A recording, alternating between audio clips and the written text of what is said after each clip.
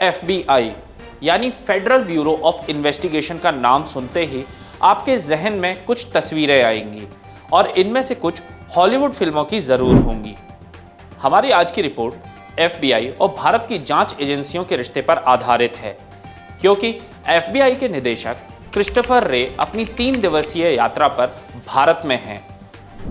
आज की रिपोर्ट में हम चर्चा करेंगे क्यों यह यात्रा भारत और अमेरिका के रिश्तों के नज़रिए से अहम है और भारत को इस यात्रा से क्या फ़ायदा है।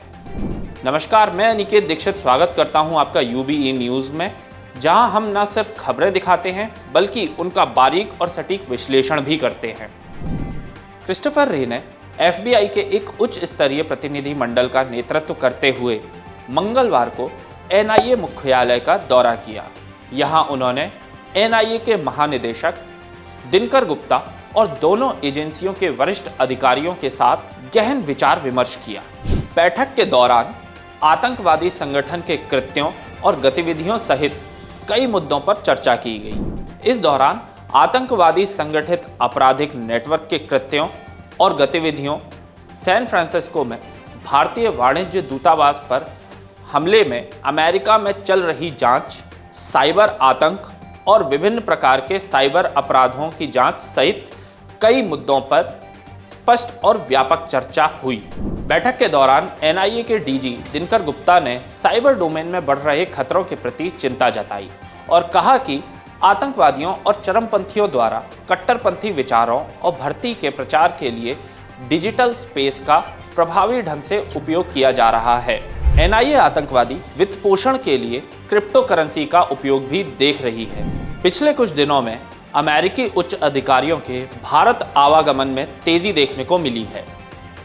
नई दिल्ली में आयोजित कार्नेगी ग्लोबल टेक्नोलॉजी समिट में एक पैनल चर्चा के दौरान भारत अमेरिका संबंधों के बारे में बोलते हुए राजदूत एरिक गॉर्सेटी ने कहा कि यह पहला देश है जहां अमेरिकी वित्त मंत्री जैनेट येलेन एक साल में 4 बार आ चुकी हैं। अमेरिकी विदेश मंत्री एंटनी ब्लिंकन इस साल 3 बार भारत आ चुके हैं। अमेरिकी रक्षा मंत्री लॉयड ऑस्टिन 2 बार भारत आ चुके हैं। वहीं FBI डायरेक्टर अगले हफ्ते भारत आएंगे। अमेरिकी उच्च अधिकारियों के लगातार भारत दौरे इसलिए भी खास है क्योंकि 26 जनवरी के गणतंत्र दिवस समारोह में अमेरिकी राष्ट्रपति जो बाइडेन की मुख्य अतिथि के तौर पर आने की संभावना है। हालांकि कयासों का बाजार गर्म है। खालिस्तानी उग्रवादियों के खिलाफ भारत ने जिस तरह आवाज़ उठाई है, FBI और अन्य अमेरिकी एजेंसियों के लिए यह एक नई चिंता का विषय बन चुका है।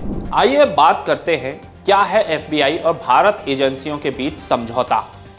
राष्ट्रीय शिखर सम्मेलन में FBI और भारतीय मामलों के ब्यूरो BIA ने भारत में आपराधिक जांच के प्रभावी और कुशल प्रशासन के लिए दिशा निर्देश स्थापित करने के लिए एक समझौते पर हस्ताक्षर किए।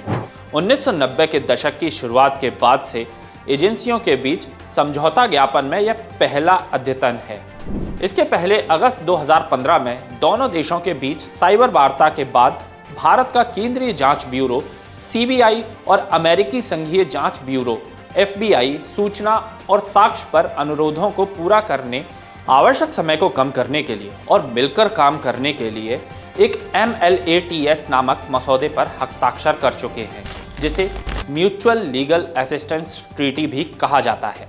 आने वाले समय में भारत और अमेरिका के और कई रक्षा मसौदों पर संयुक्त रूप से काम करने की आशा है और इसकी वजह भारत का विश्व पटल पर तेजी से बढ़ता कद है। तो यह थी हमारी आज की रिपोर्ट। आपको हमारा प्रोग्राम कैसा लगा? अपने विचार हमसे ज़रूर साझा करें। तब तक के लिए धन्यवाद।